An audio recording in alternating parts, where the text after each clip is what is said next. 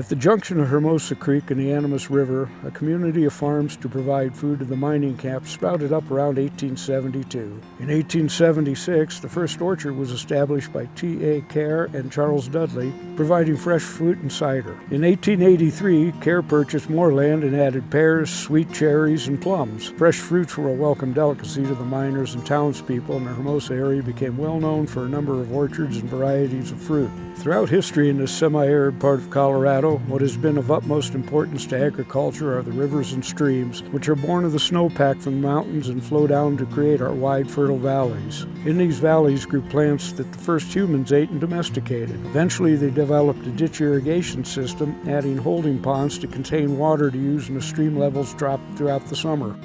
The early American settlers who followed the gold rush of 1859 used many of these same systems and improved on them. By the mid-1880s, narrow-gauge railroads had pushed their tracks well into the mountains, making quick delivery of perishable food items possible. Larger towns developed in the valleys as centers of dispersal for the railroads.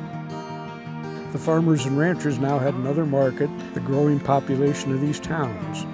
It also gave them access to other consumers across the country on the rail system. These new markets were critical to the agriculturists as the number of mines and the population of camps tended to ebb and flow due to various factors.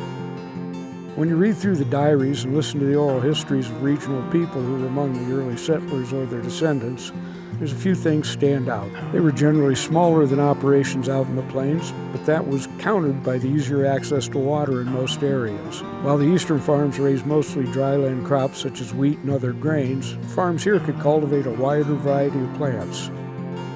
The economy and production rose and fell with the times. People planted their own gardens. A sense of community and shared hardships strengthened our connections. After World War II, the agriculture industry shifted again. Food distribution became controlled by fewer companies. The burgeoning population took up more and more fertile land while driving property values and taxes higher. We've had to adapt and to rely on each other and our historical knowledge. And despite the challenges, the number of small farms run by younger people is growing. There are easier ways to make a living than agriculture, but maybe not a more important one. We are proud that we produce here on the western slope, and of the community and spirit of cooperation that helps us thrive.